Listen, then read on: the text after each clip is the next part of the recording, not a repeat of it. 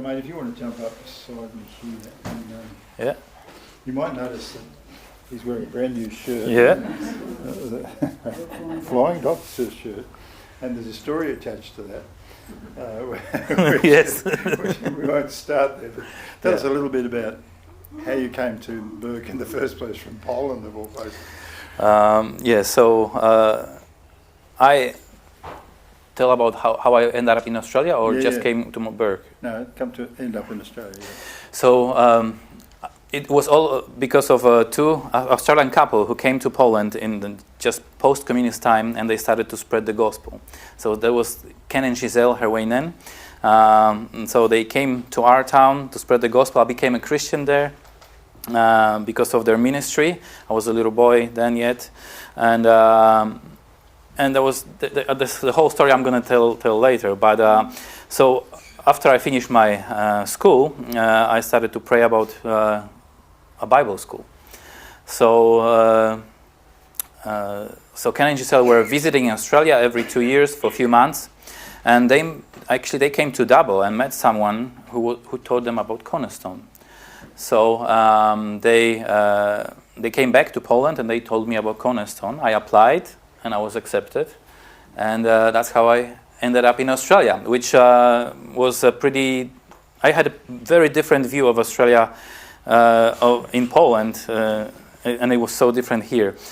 In Australia, everyone in Poland, everyone thinks Australia is just this tropical country. There is always everywhere beaches, and it's warm and nice, and it's just like going on holidays. It's warm all year. No flies. Yeah, no flies. So that was my view of Australia.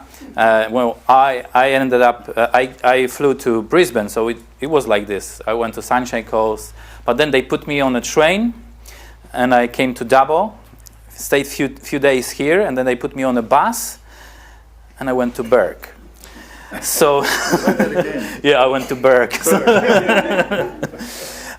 So my first visit to Berg was pretty difficult for me because I arrived to Berg. They went off the bus, and someone was supposed to pick me up from Cornerstone, from Peterborough, and I waited and waited. 2 hours passed by, and I was still waiting. I didn't have a phone number to call them or anything. So this youth came. It was dark already. It was night. This youth came by, and they said, "Well, what are you doing here?" Well, someone's supposed to pick me up. I'm going to Cornerstone, to Bible college. We never heard about it. But don't stay here. It's very dangerous. And they left. So that was that was very hard for me experience. So what I did, straight away I had some money, so there was a payphone. I called Poland. Poland called Peterborough, and they remembered. Oh, Ken Stanley was supposed to pick up Tomek, so they came to pick me up. So I waited more than 3 hours. So that was my first experience of Berg. Yes. I asked Tomek, I suppose summing up the whole experience, but maybe I'll come back to that one. But the story that most people know about you is that you went with some of those larrikin lads from Berg and some students. And one of the great heroic things that Berg lads used to do is jump off the North Berg Bridge. Yeah. Yeah, so I wanted to be heroic too.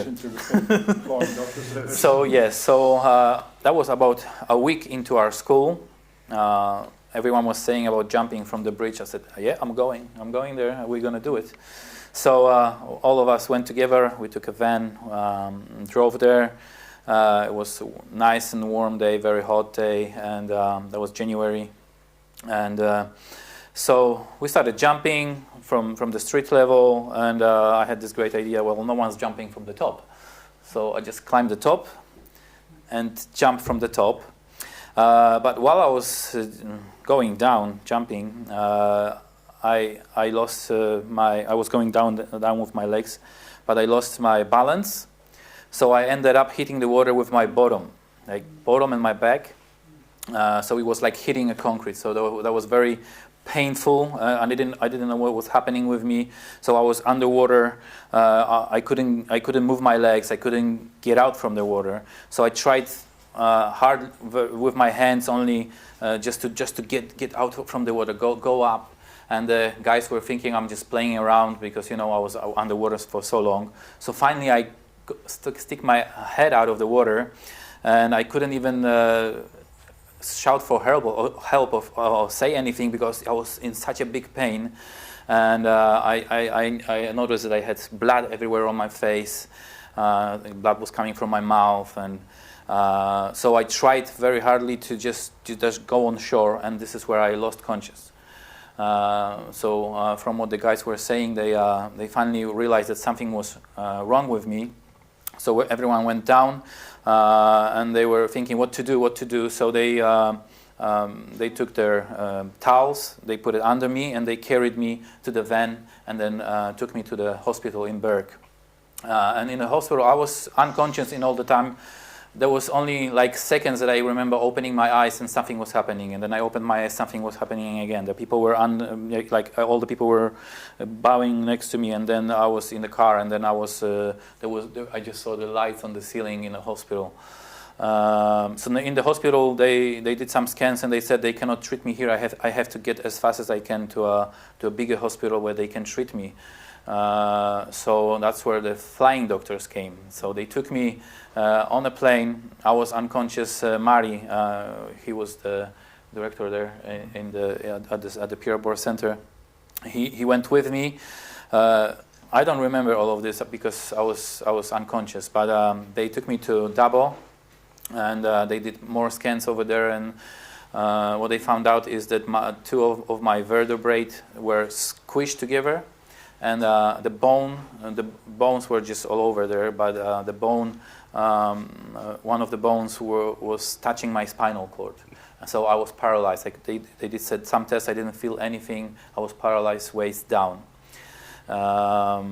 So I just remember Mari the next morning preparing me that they're probably going to have to do an operation and I might never walk again.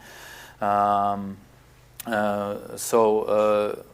while they were preparing me for the operation, they did another scans the next day, in the morning already, and that's where the miracle happened because the bone that was touching my spinal cord, it moved back, so it wasn't touching it anymore. So they said, we're not going to touch it. We'll see what's going to happen. We just leave it like this, so it can heal, and so the bone won't move and touch the spinal cord. So that's what they did. So after 2 weeks, I started to feel my legs again, and because I couldn't go in an ambulance, so they sent me to Berg Hospital with the flying doctors back to the hospital in Berg. I stayed there a couple more weeks, and then I stayed. They put the brace on me, and I was laying down for a month or so at the schoolhouse. They put a bed in the lecture room, and I remember just being on the lectures, like laying down, and always I got off work. Yes. Yes. So this was a great miracle, and it was a really big miracle because when I went back home to Poland. This is what, 2 years later? 2 years later, yeah. So the accident happened in January 2001, and I went back home in February 2003. More than 2 years later. And so in Poland there is a compulsory army service, and I was postponed for the school, but when I came back they gave me a ticket straight away to go to army for 2 years. So I said, well, I have some medical problems, so I don't think I will be able to go. So they sent me to this commission, army commission, to do a checkup in this big city. And so I was sitting on the corridor, gave my papers to the lady, and the lady went inside the room where there was 6 doctors. They were supposed to decide if I can go to the army or not. So I was waiting on the corridor. I was supposed to go in, but then the door opened, and all the 6 doctors came out, and they said, well, who is Tomasz Kolanica? And I just stood up, and that's me. And they looked at me like this, you are walking? Because from the scans I gave them, it said, that's not possible, you're walking. So that was very serious, but God has been really good, and And since then I didn't have any problems with my back. So it's praise God, He's really good. Yeah. And hence, yeah. flying doctor service. Yeah. So today I could visit the center there, and it was really good experience. Actually, that was when I went and I saw the plane. It was the same plane, exactly the same plane I was in. When I looked inside, that was the same thing that I remembered. When opening my eyes, going there, but then coming back on the plane too. So yeah. Flashback. Yeah. Flashback. My heart started to beat very fast. Yeah. And then you learned the rest of the story about John Flynn there. Yeah. That's an amazing story. That's my favourite picture of him sitting on a rail, more than likely probably sharing the gospel with somebody. Yeah. And a man with a heart for Australia. Yeah. That somehow Jesus touched your life through him. Yes. Maybe That's amazing. If he hadn't done what he did. Yeah. It's an amazing story. Amazing story. Yeah. Well, so that's quite a beginning, isn't it? Yeah. Something. Thank you for coming, and thank you, Joseph, for being here as well. Joseph was in very briefly for a couple of months. Yes. As well. Yeah. So anyway, I'm going to leave you to tell the story. Okay. So you borrowed from a nice warm. Thank you so much. Well, I'm serving currently as a pastor in Lwówek Śląski in Poland, and I'm a director of ELIM Christian Center in Poland. ELIM Christian Center was established in 1991 by this Australian couple that I told you just about. So we do own a 500-year-old castle.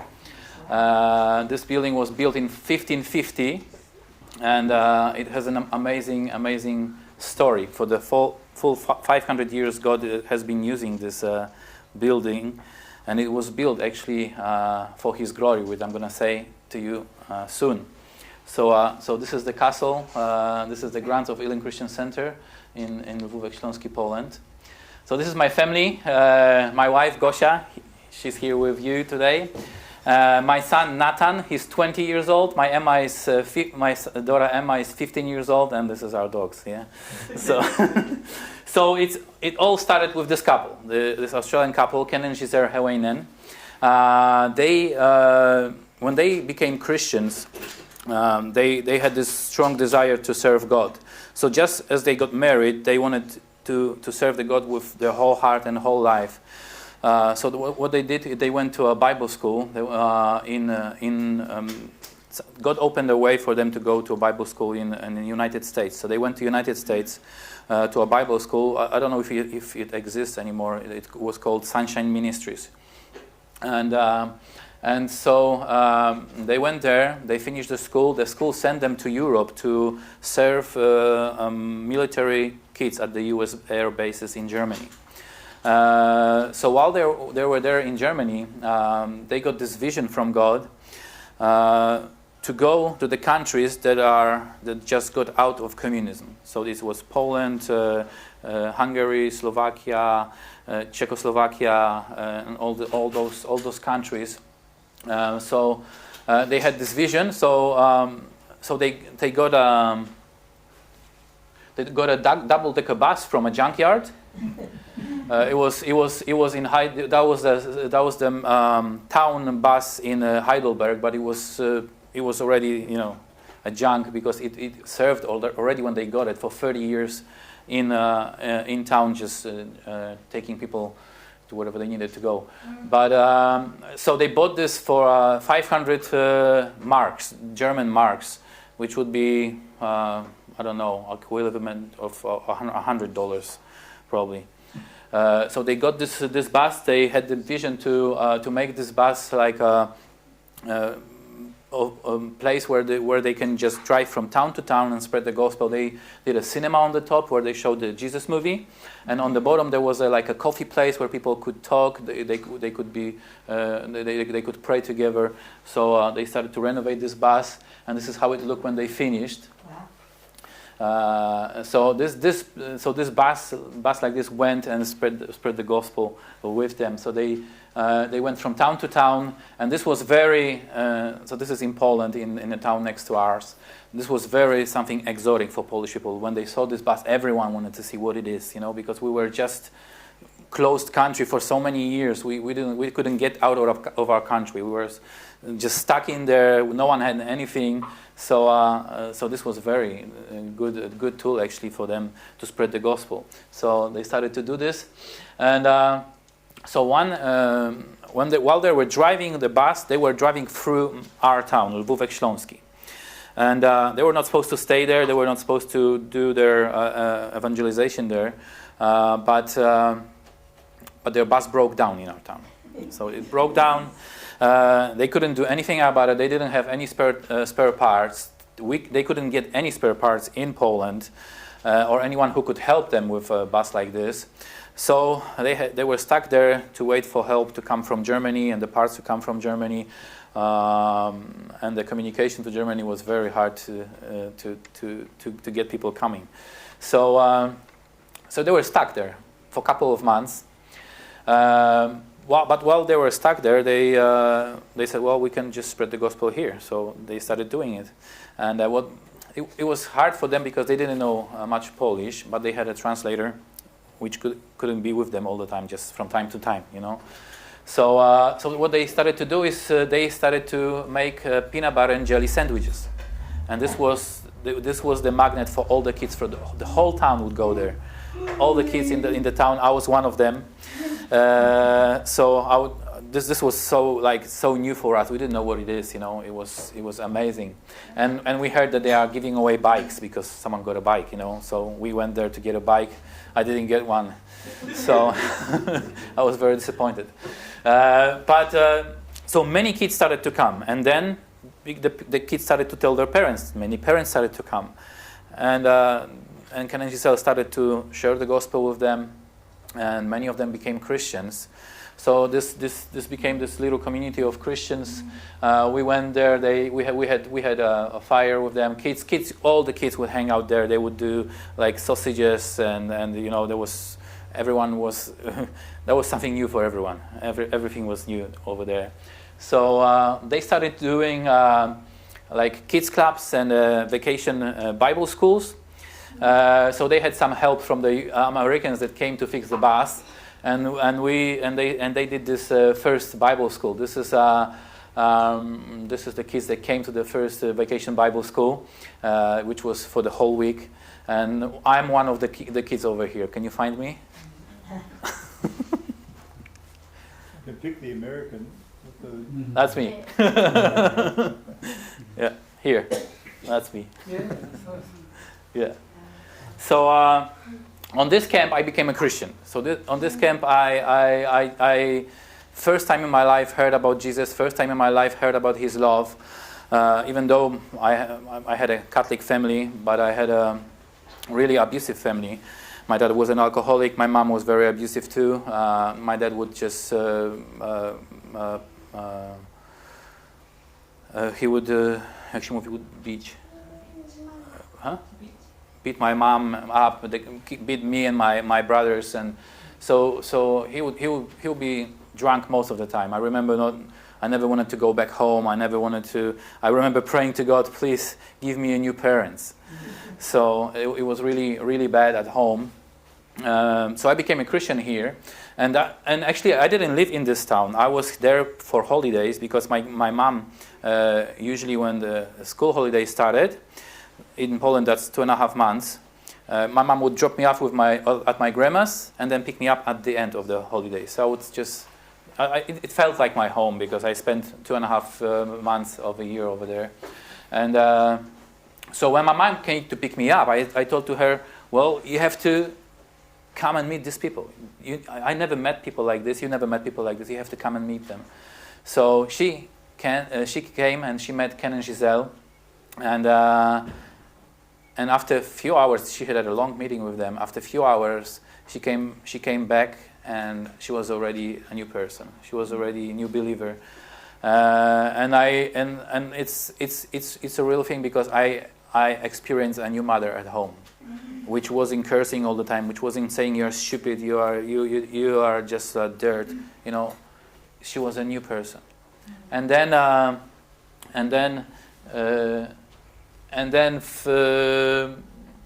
a year later, on the next school holidays, when they dropped me at my grandma's, my dad came to pick me up, and that's when he became a Christian. And God did give you parents. And that's what I wanted to just say, yeah. And this is where I found out that God answered my prayer. He gave me a totally new parents, because he just changed like that. He was an alcoholic. He wouldn't stand a day without drinking. And from that day on, he never drank again. Wow. And it's been already almost 40 years. Yeah, yeah. So yes. So Ken and Giselle, when they started to doing the ministry in Lvówek, many people started to come to Christ, so they decided to stay there longer. And they still did the programs for kids. And when they were doing the programs for kids, they were picking up some kids from children's homes that's in our town.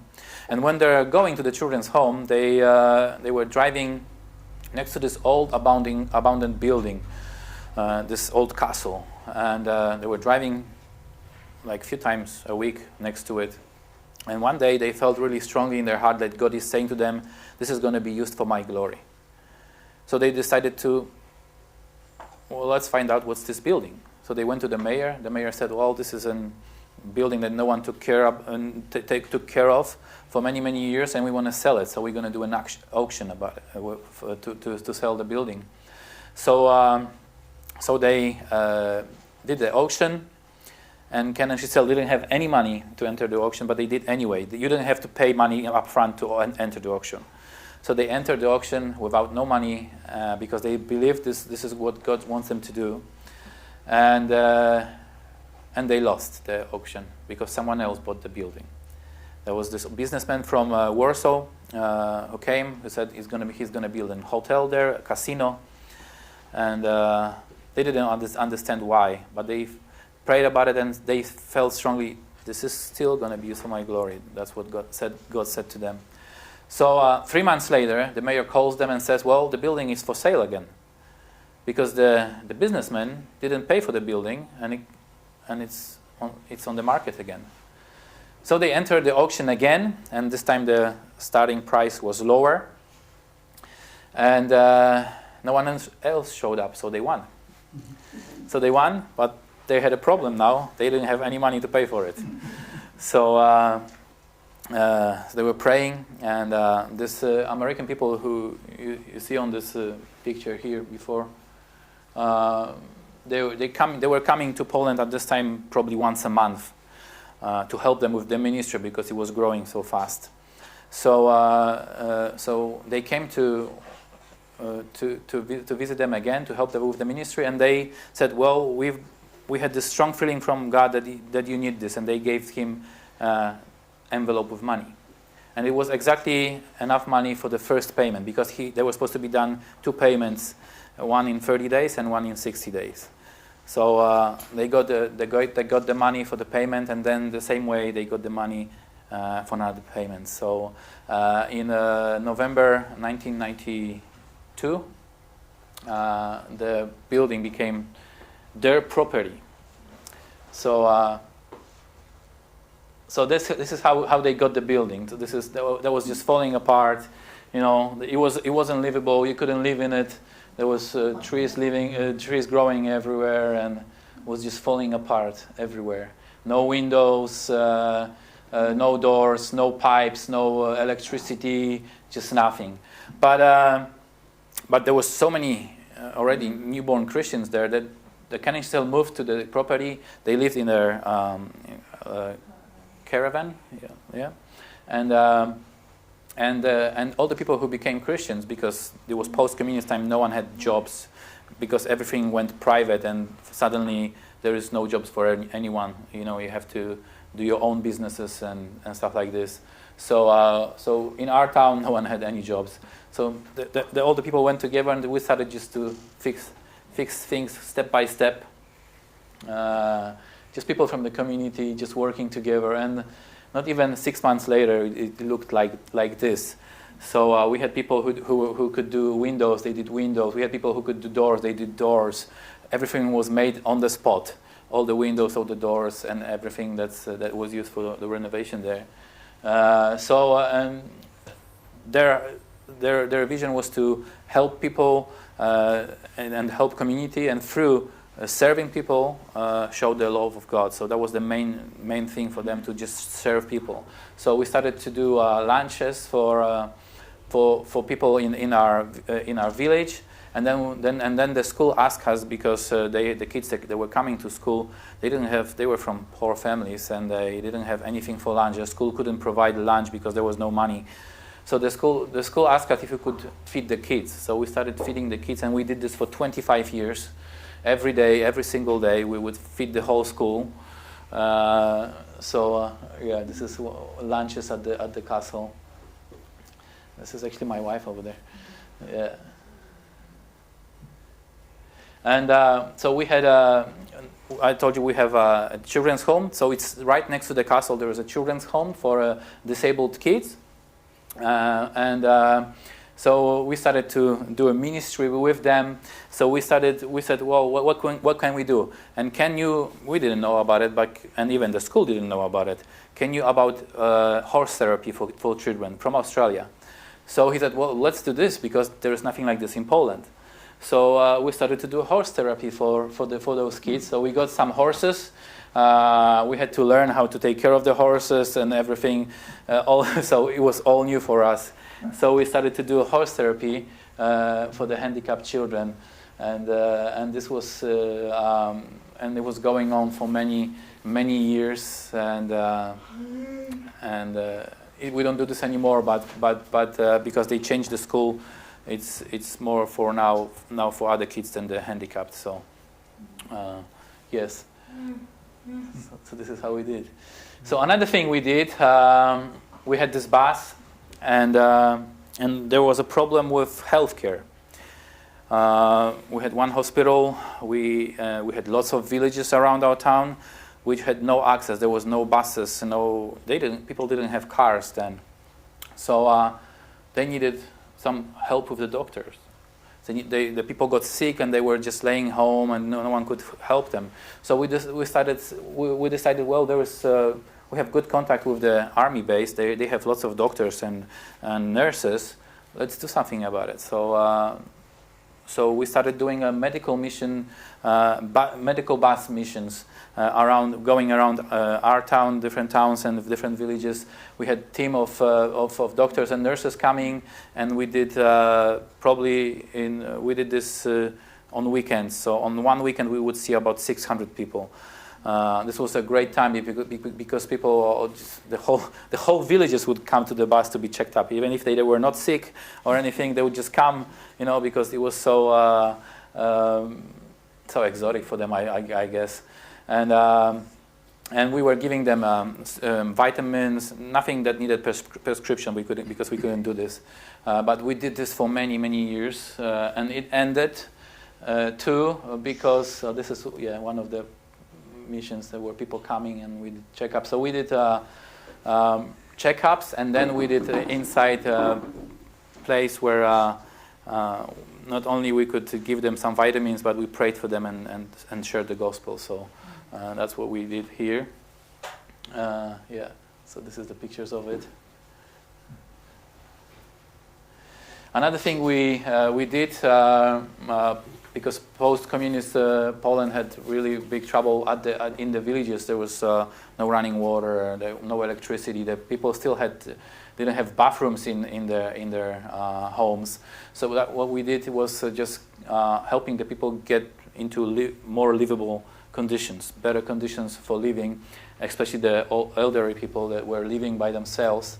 So you can see some places where we just come together and just try to get their place more livable. This is the conditions they used to live, and then we would fix it up for them and make it more livable. So this is like before. This is how they lived. This is not abandoned. That's how they lived, and then later on like this. So another ministry we had was a clothing ministry. We had lots of people coming from the U.S. bases, and they would bring clothing.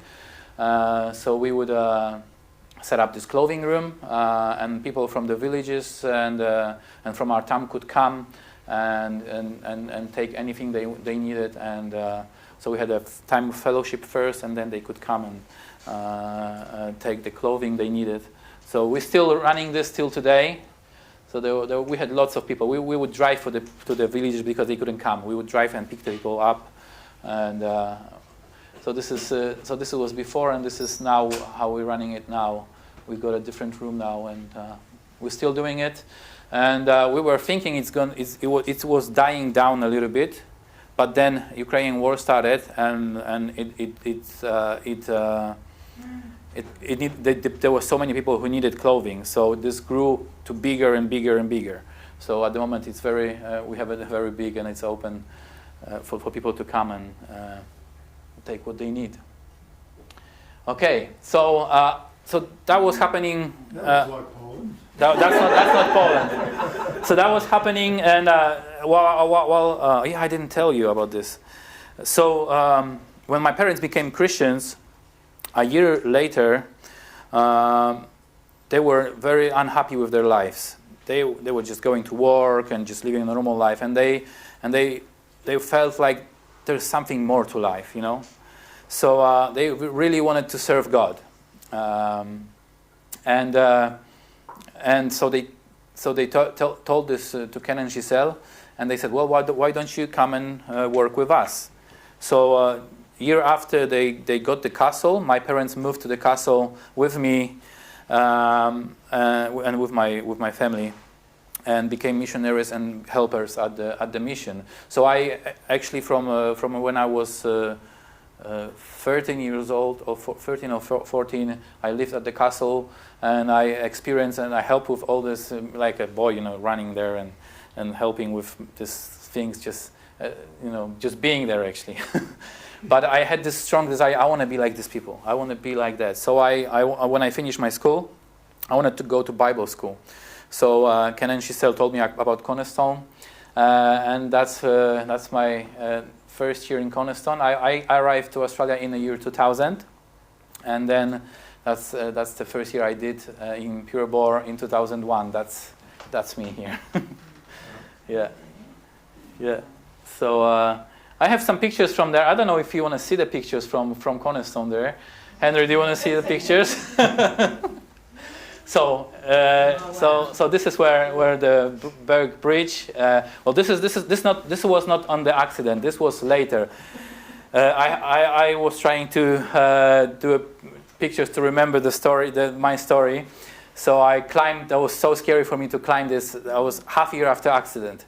So I just climbed this for a picture. So I climbed the bridge, and oh, what happened? That's the end of the slides. Oh no, I did something. Sorry. 5.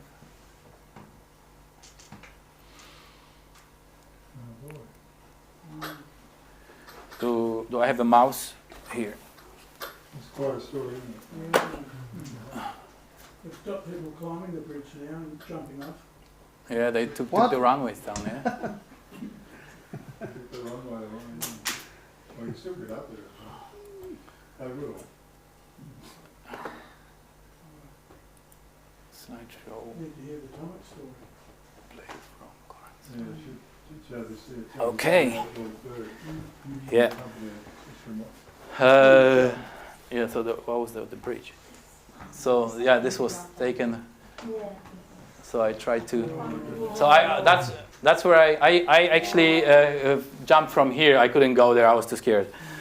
So this is I just wanted to show in perspective where I jumped from. That's where I did these pictures. So yeah, the time in Cornerstone for me was really life changing. Because that was a shock first, because that wasn't a beach. That wasn't this tropical place where I was supposed to be, So I came to back of Berg. It was December when I came there. It was 50 degrees, and they said to me to go on a field next day and chip, and on water. Oh man, that was. And they said, watch out for the snakes in the pipes.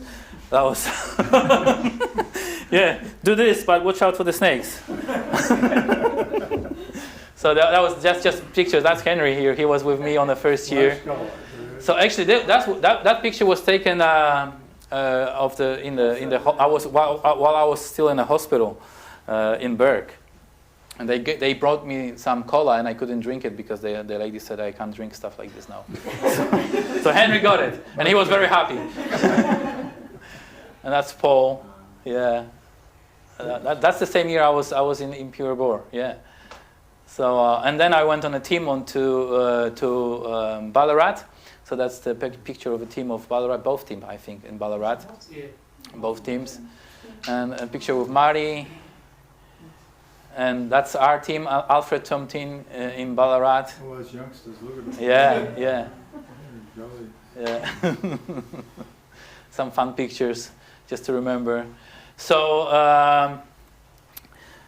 this time in Australia was very much shaping my life. This was time where God was doing a lot. I didn't even realize how much He did in my life.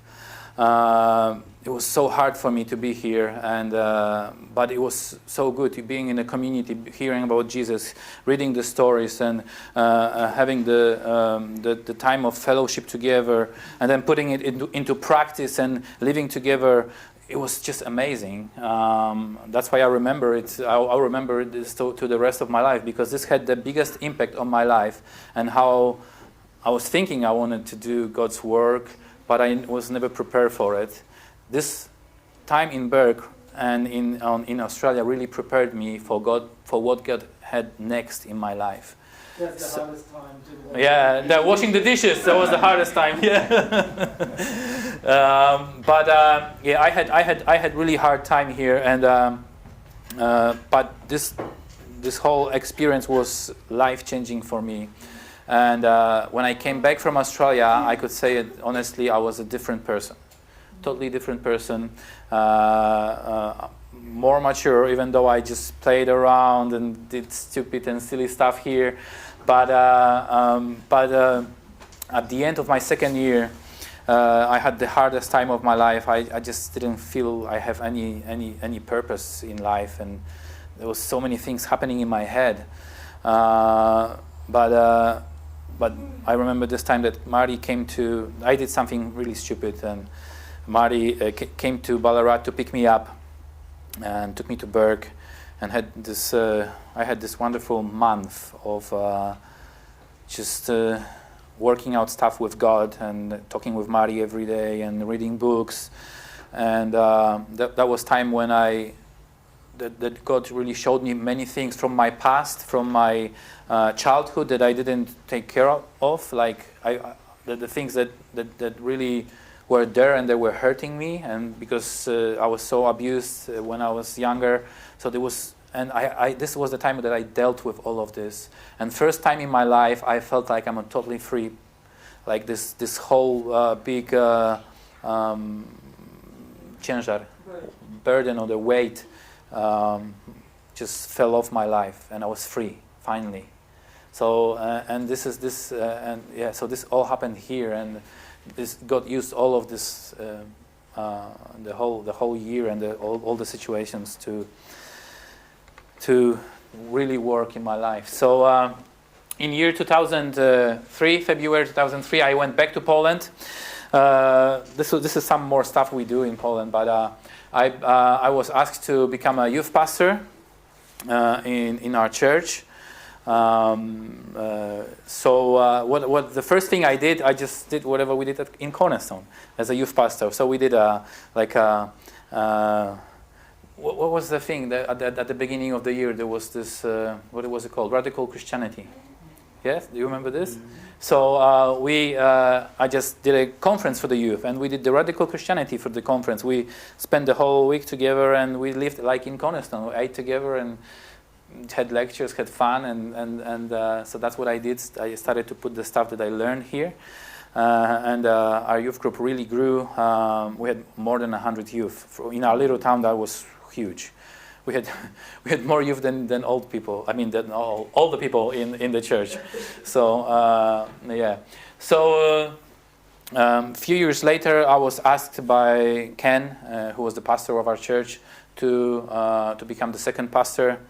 And then 8 years ago, I became the pastor of the church. And Ken and Giselle went back to Australia after 30 years. That was 8 years ago. And they hand over the ELIM Christian Center to me. So yeah, I believe that what happened to me here in Australia has prepared me for all of this, because the hardest thing to do is work with people, and yes. So I think I was well prepared, because God gives me a lot of hard times. So yeah, what we do at ELIM and our church, we just our motto is the church motto is, by serving God, by serving people, I serve God. So we just find any needs we're just looking for needs. We're just praying, Lord, show us the need, because we know if there is a need, there is a season so we can help, and then there is no need. So what now? There is a next need and next need. So we are praying for God to show us the needs. So we started to do like food drives around town and villages. We have good contacts with all the U.S. military at the base, and this is what they collected in U.S. and we were doing food drives. Why are we doing this? Because Poland is a very Catholic country, and it's very hard to get people come to you. You have to go to them, but you have to have a reason to go to them. The best place to go would be their home. So how to get to their home? Let's do them food packages.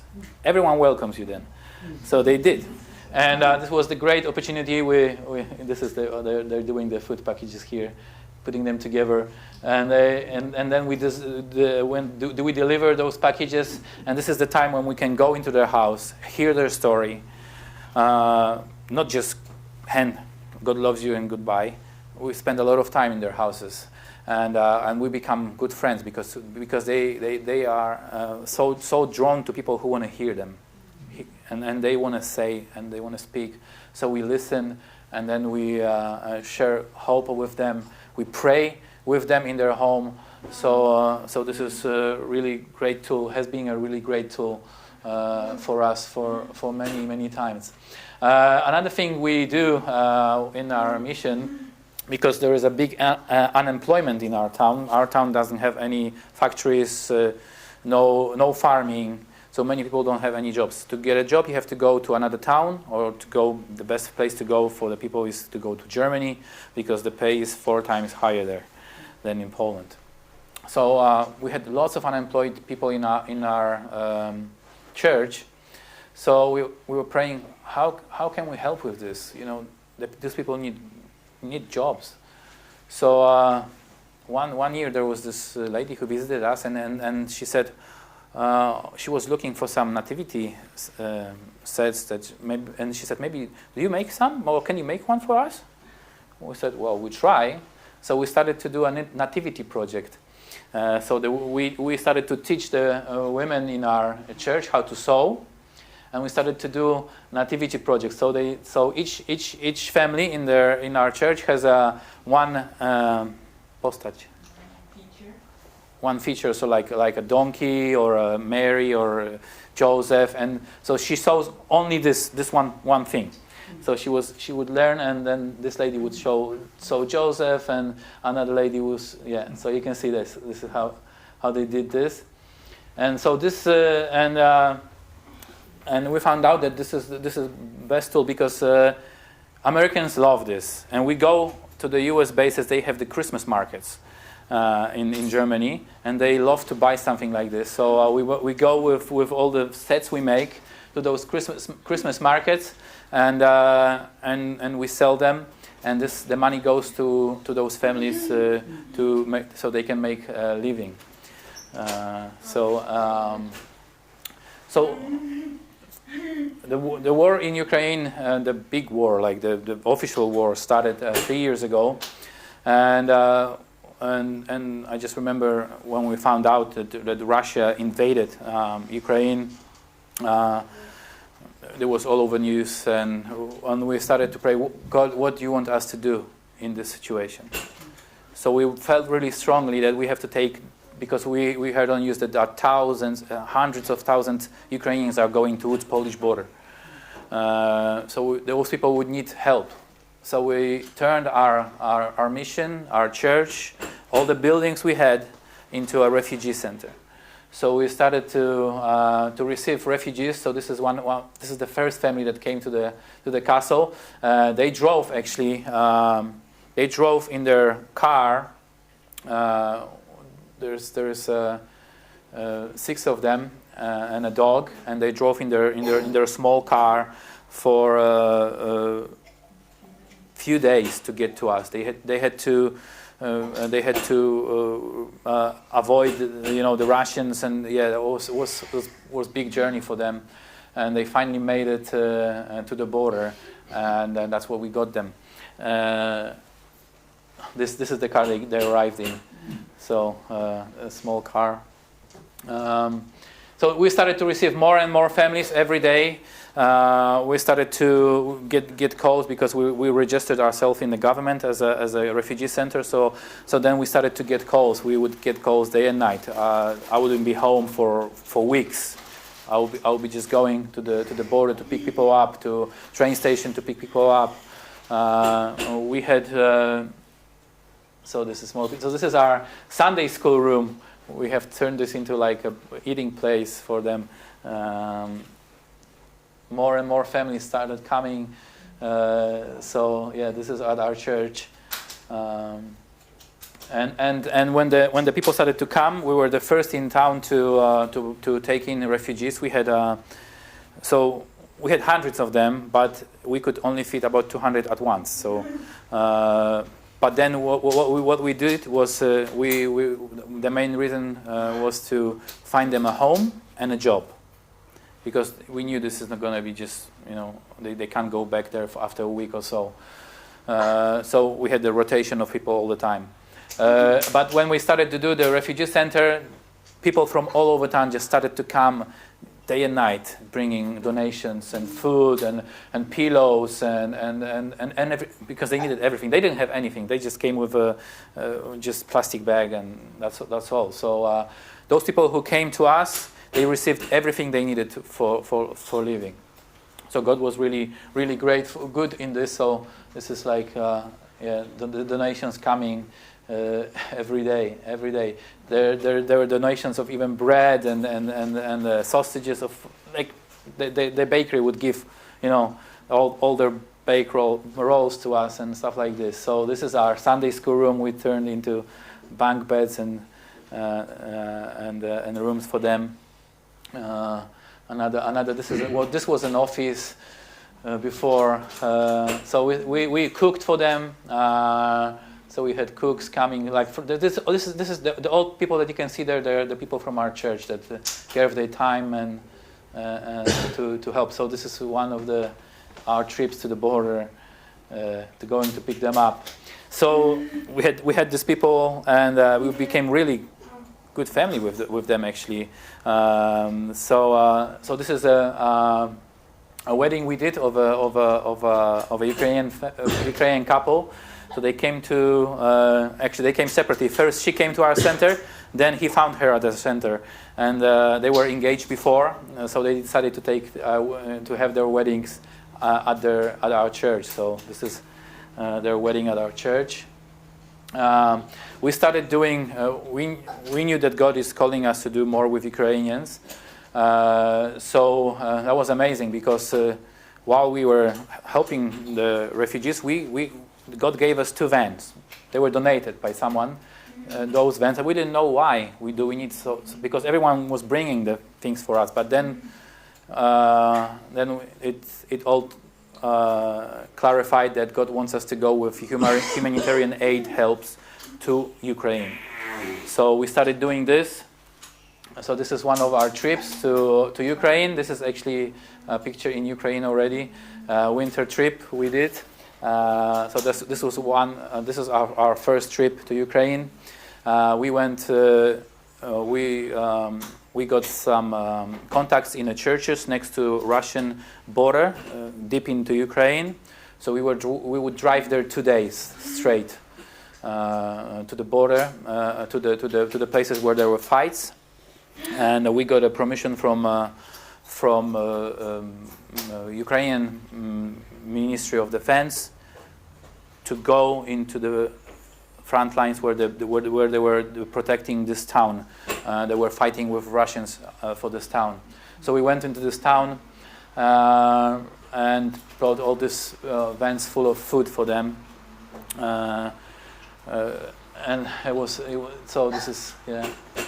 This is another trip. We first we had I think 7 vans, then we had 17 vans, more and more with convoys.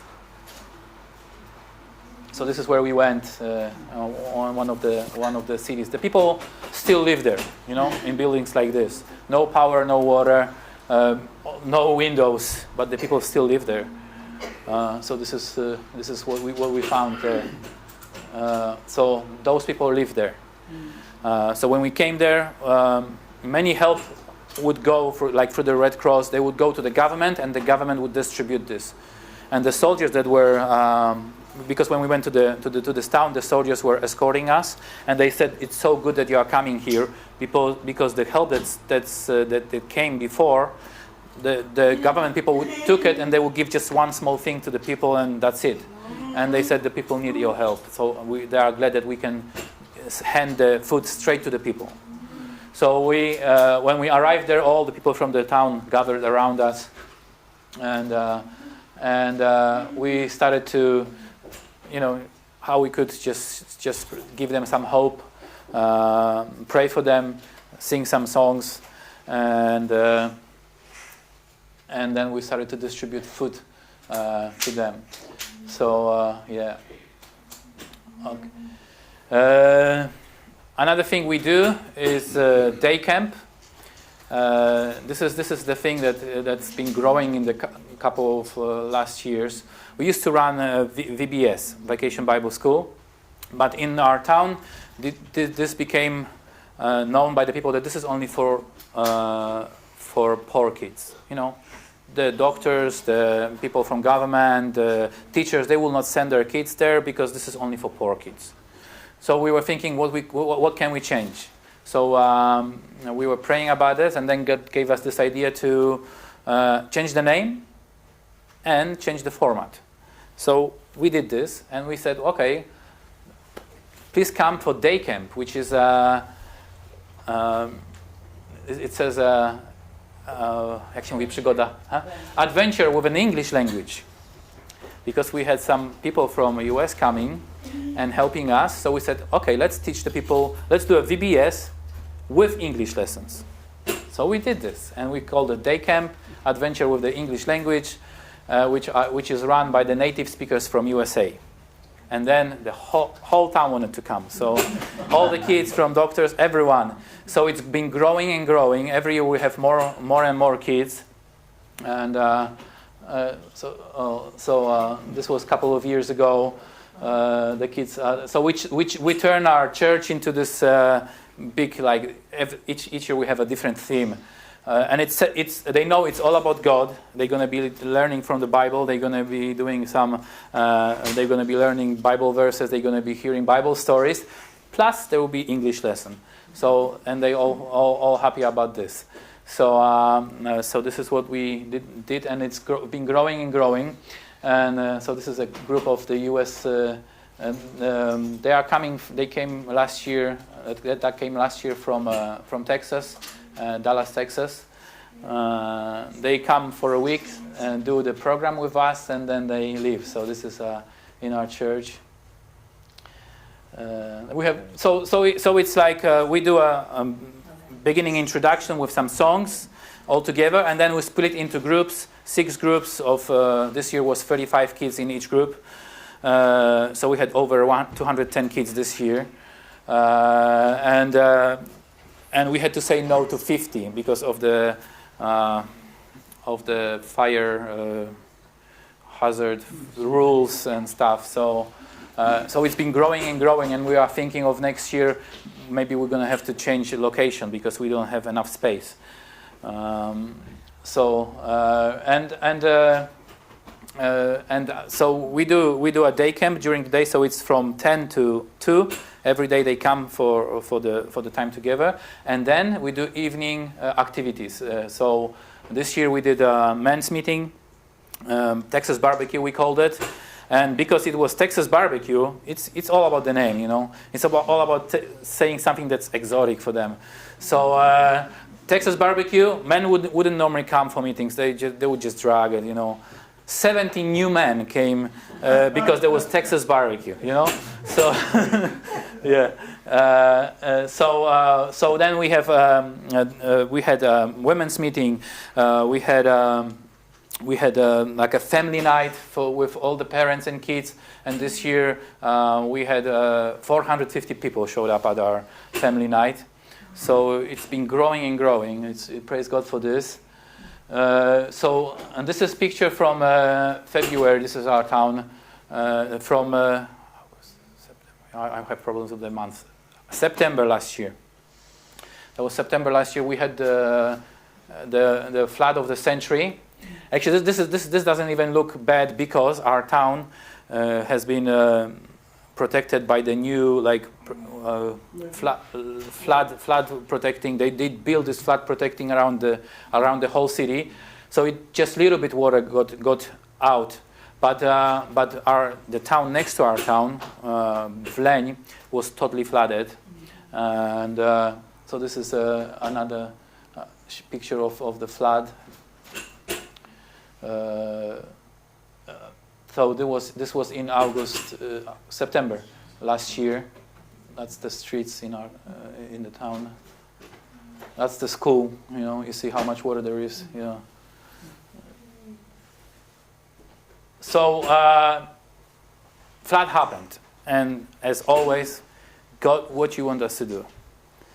So I didn't know what to do. Our mission and our church is not a business, so we don't earn any money. We don't have any business, but God is taking care of all our needs, and we didn't have any money to help those people. So I just prayed, what do you want me to do? I just felt like I have to just go on my bike and go from home to home and just help people, you know.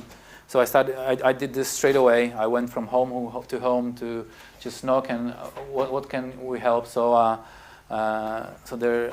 just, okay, we can help here.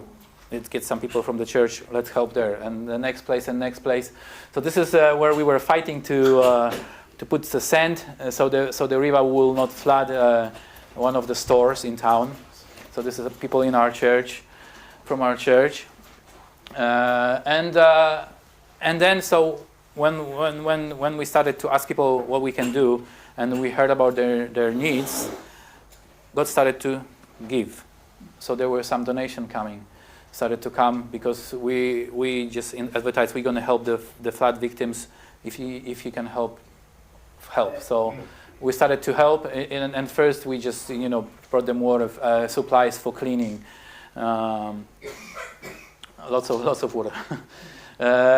So we went with to the town that was the mostly flooded. The water went down already here.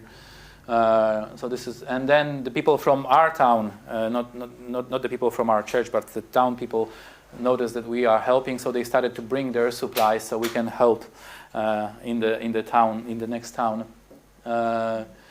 So we've been just going from house to house and helping people get out all their flooded things. I'm doing the wrong way. They were the whole buildings were flooded, so we had to take down the plaster so the brick underneath and the sandstone can dry. Otherwise, there will be always mold. So we started doing this at people's homes, and I can tell you that this is the town that we never ministered to. So this is what the town we were thinking long time ago. How can we do it? But we never got a chance to do it, and we tried a few times to do something there. But they were very unresponsive. They didn't want anything to do with us. And this time, we got the opportunity to go to each one of their homes and spend weeks in their homes, working there, and becoming the best friends. People that didn't want to hear anything about the gospel, they were really against this. They were really their lives changed so much that when they saw us, they just ran and hugged us because they experienced God's love through us. Because so they started to do lunches for us. It was good.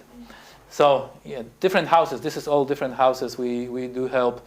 So while we were doing all this help, I was always putting some posts on the Facebook.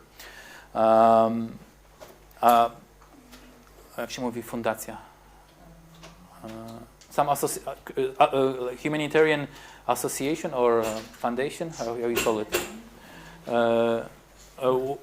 called me and said, "Well, we're seeing you doing all this help for the flood victims. We want to be part of this. How can we help?" Well, I said, "Well, we have all those needs," and they said, "Okay, we can do that." So they started to send us heaters, electric heaters, and then the machines that would dry. That would be these machines that would dry.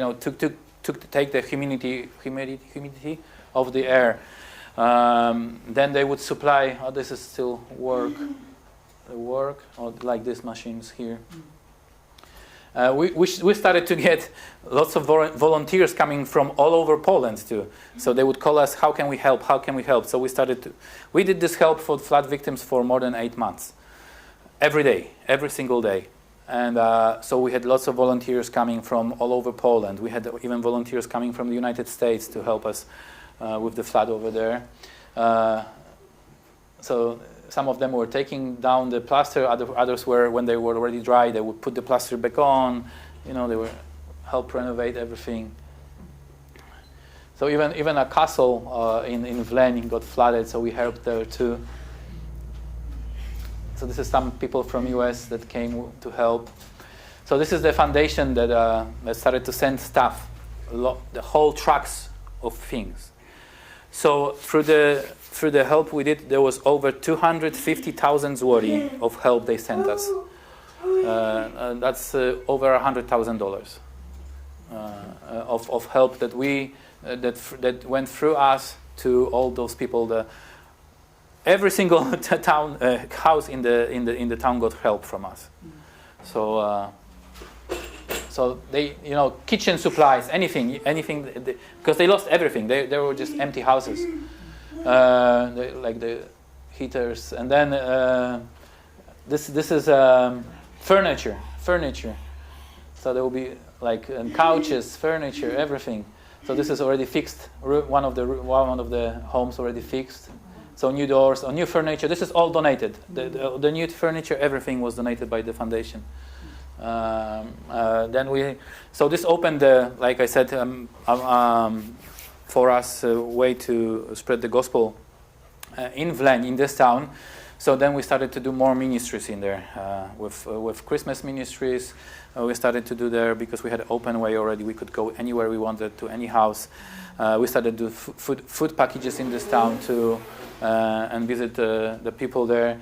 And there was amazing stories. So this is in Vleń, in this town.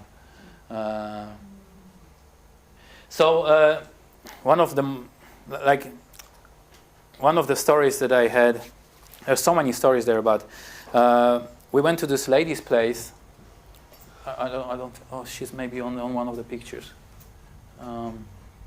This lady's place. We went to this lady's place, and we didn't do a flood help for her because she lived on second floor, so she wasn't flooded. But we went to her place with food package, and when I walked in, she saw me and like, "Wow, I know you." I said, "Wow, yes? Where from?" "I had a dream about you." That's what she said to me. "I had a dream about you." I mean, what do you mean? And she said, "Well, I was praying to God to know Him more, and God showed me your face and said, this guy gonna show you, he's gonna tell you about me." So I was crying there, but yeah. She was crying, I was crying, but yes, she went through a lot of things. I heard her story. She shared her story. A lot of trauma in her life. Her son was killed in a car accident. Her daughter was killed in an accident. Her husband was killed in an accident, and she was just living there alone. And it was just amazing, the things that God's doing. And so yeah. We still do ministries with our children's home that's next to us. This is the director of the children's home there, and we've been doing the ministry there for over 30 years, and we're still doing it because there's every year new kids. There's not much of disabled kids now. There are mostly the kids that do not have parents or that have difficulties fitting into society. So we do lots of. This is actually our Christmas program for them, and we gave them some Christmas packages. So we are all the time growing, and God is doing amazing things. And so this castle that was built in 1550, it was built by Anabaptists. It was built by Germans, Anabaptists. This time that time, this part of Poland was Germany. And when you enter the castle, on this gateway, there's two writings on left and the right side. And Ken and Giselle, when they got this building, they didn't know about this. We found this later on after we did some research. This is a German Gothic writing on both sides, and you can read it here. So it says, I have a translation for you. It says here, in the year 1550, I, Rompold von Talkenberg from Talkenstein and Plagwitz, by the grace of God, have started building this place. And then later on, it says this on the other side. There is a Bible verse from Numbers 6, 24, 26. The Lord bless you and keep you. The Lord make his face shine upon you and be gracious to you. The Lord turn his face toward you and give you peace. So this place was built for God's glory. And God said to Ken and Giselle, after it was abandoned for many, many years and used by different people in very bad way, because during the war the Nazis used it for as a hospital, a psychiatric hospital, where they put prisoners that were against Hitler because they were said that they were mentally ill to be against Hitler. So, and they did euthanasia there. But after the war, the building became Polish property. Polish army stationed there. Then, in 1960s, it was used as a center for Korean refugees. So when there was a Korean war, Poland, as a communist country, was a friend of North Korea. So North Korea would send all of their orphans to Poland, and there was 2,500 Korean orphans living in the palace and in the surrounding buildings. And they lived there for many years, and then after the war ended there, they were sent back to Korea. And we had, not many years ago, they did a documentary about this, because this was all under secret seal. It was opened about 10 years ago. They did a documentary about it, and we had this North Korean ambassador coming to visit this place because he stayed there as a kid. Yeah, so God has turned this place from it's like with our lives. We were made for God's glory, but then things happen in our lives, and we turn away from God, and we do all these silly things in our lives. But God still can use our lives for His purpose and for His glory. And the story of the castle reminds me about the gospel, because after so many years and the dark times, God said it's going to be used for my glory, and He's using it for His glory now. And this building has been renovated only by our own hands and the people around us and the people who are visiting us. Each year we still have groups that are coming and helping to renovate different rooms, different places. But this is a heritage building in Poland, so the law has changed. when we came to the European Union, and now it has to be renovated by the standards of the Heritage Society, which means by all the materials has to be done the same as they were in 1550, done the same way as it was in 1550.